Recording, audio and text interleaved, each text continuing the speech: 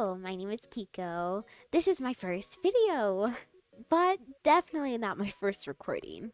It has taken me many tries to finally get the right audio recording for this. And I still don't think it's perfect, but you can't be perfect. This video isn't meant to be perfect. But I digress. Once again, hello, my name is Kiko. I am a digital artist who wants to make content revolving around character design. For today's video, I am going to be humanizing my cat, Meliodas. Now, I didn't want a extravagant, crazy video or whatever because I wanted it to be something easy that I could use for a learning experience rather than something that I needed to perfect. And yeah, so I chose my cat. So starting this off, I started with basing out the ideas, and I already had an initial idea, and that's all thanks to this red sweater that I got for him, which he didn't like. He didn't really like it, but I liked it. Oh, I also didn't want to make him a cat, so I made it look like he was like cosplaying as a cat, and it turned out pretty nice. I kind of like that concept where it's a human boy and he's obsessed with cats. Here, I added a lanyard. I'm not sure if people know what that is. I don't know if it's popular anymore, but I thought like a lanyard carries personality. You usually put pins and stuff and charms on your lanyards, and it kind of just summarizes who you are as a person. I don't know. To me, it is. So I added like where the pins would be, and on the lanyard there was this feather, and that's because there's this stick that he plays with and it has feathers on it, and he likes to rip off the feathers for some reason, and that's all that is left. That is all that is left. It's just feathers all over the house. Sometimes it's the feathers are moving on their own because the wind, and it looks like a bug. It scares me. So yeah, this is pretty much simple. I'm just trying to like understand like how would I want this character to look, and so I give him scruffy hair because Meliodas, he has his bad days. He has his bad days. I should probably talk about who Meliodas is. Well, he is a menace of a cat. I love him to death, but I don't at the same time. He does some questionable stuff. He scratches me quite a lot. It is concerning. Concerning. I wanted to have my hand in this video, and I at that time I was like, no, the scratch that he gave me looks very disgusting. I'm good. So thank you, Meliodas. But yeah, I was just mapping out the personality. I see Meliodas as a kid that doesn't know that they're being bad. Like they think they're all so innocent, they're just having fun, but no, you're not. You're causing havoc. You're wreaking havoc. Stop, please. I also gave him those little glasses because I kind of like those cat lady glasses. Is that if that's what they're called? And I thought they looked kind of cute and they're a nice silhouette. So now I'm adding color into this, and once again, this was pretty easy. He's a black cat, pure black, maybe a hint of white, but you don't really see it. So I was like, okay, I have limited colors. If it wasn't for that sweater, I would have been lost. I also added white stripes on the sweater because he has a red collar that has a stripe on it. So, 2 for 1. Smart, genius. Going into the second drawing, or technically the third, I wanted to understand his facial expression, how I want him to look when I get into the final drawing. And yeah, this is kind of what this is. Not just to say here, so I did speed this drawing up a little more if you realize that it's going fast. I don't know if you do. But definitely want him to have a menacing smile. What would that expression even be called? I'm not even sure. It's just something you see in anime where they have like that face every time they're up to mischief. So I was like, oh yeah, that's it. That's it. Also his hair was something that I wasn't really too sure on. I didn't know if I wanted it to be straight, because hair is pretty straight, but I also wanted it to be scruffy because he likes, like, one day he'll look like he was nicely groomed, and the next day he looks like he just came out of the alley. And I wanted to channel the alley version of him. Um, Oh, yeah. So I also did want to figure out what the lanyard would be in this drawing. And it turned out rather well. Okay, let's be honest. I did not know what I was doing for the lanyard. I was completely lost until the end, sadly. I don't think I colored this one until the last minute. I'm not sure. But everything was pretty much done. Oh, I gave him the sharp teeth because, of course, and I drew a hand because I like suffering.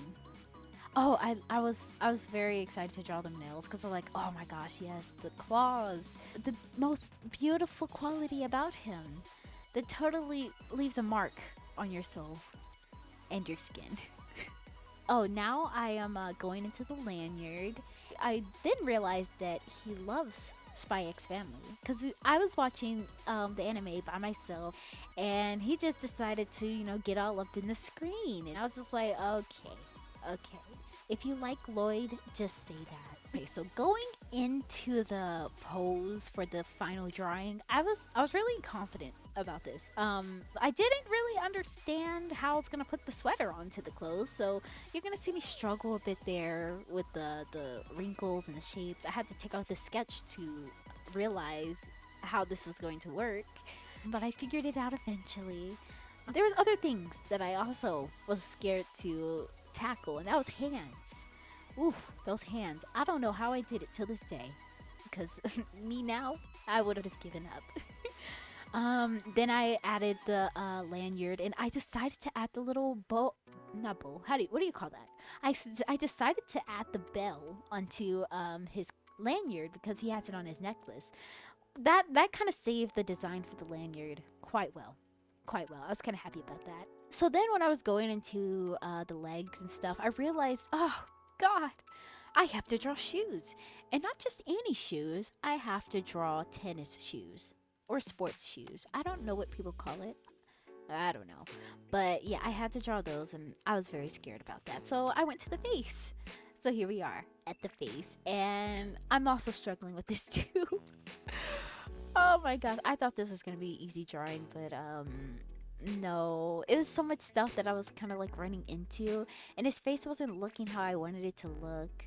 I wasn't all too happy about it, and I realized, oh my gosh, I have to do sharp teeth, and I want his mouth to be open. I want him to have as much expression as possible to make up for, the lack of design he has here. And I'm not really good at making teeth, but eventually you'll see the method that I used in order to map out the teeth right here. So at first I was trying to just draw the teeth, but I was like, oh, what if I just use negative space?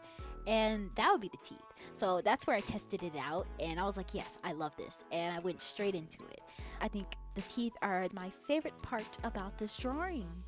I started to work on the hands, and it had its moments. It had its moments of struggle, but I wouldn't say it was the biggest struggle I had in this drawing.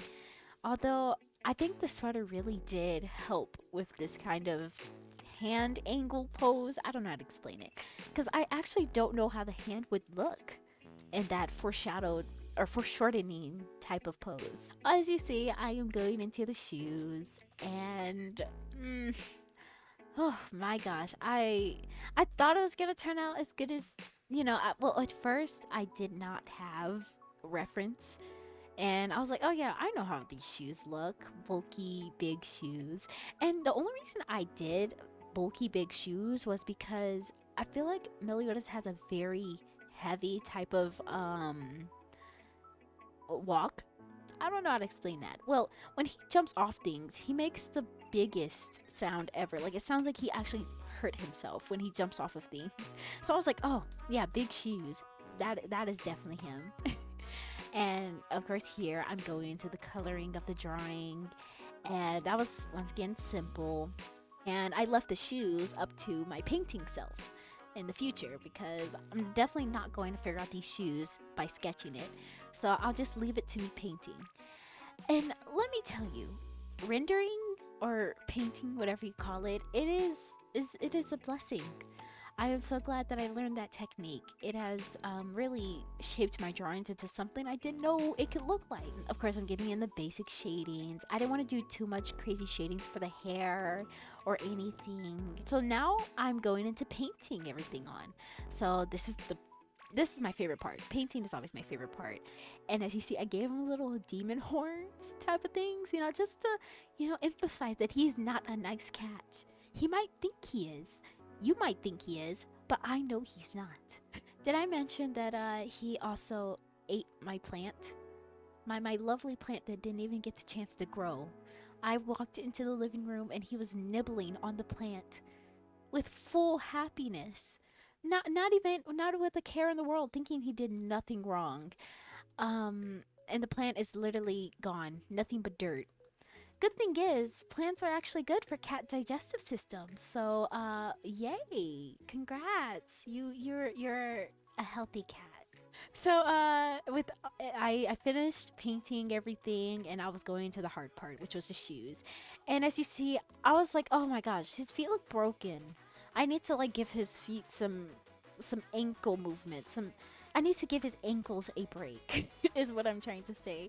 His ankles needed a break, and from there, I think, like I said, painting really makes things so much easier. I don't really have to understand what everything looks like because I can just blob them in.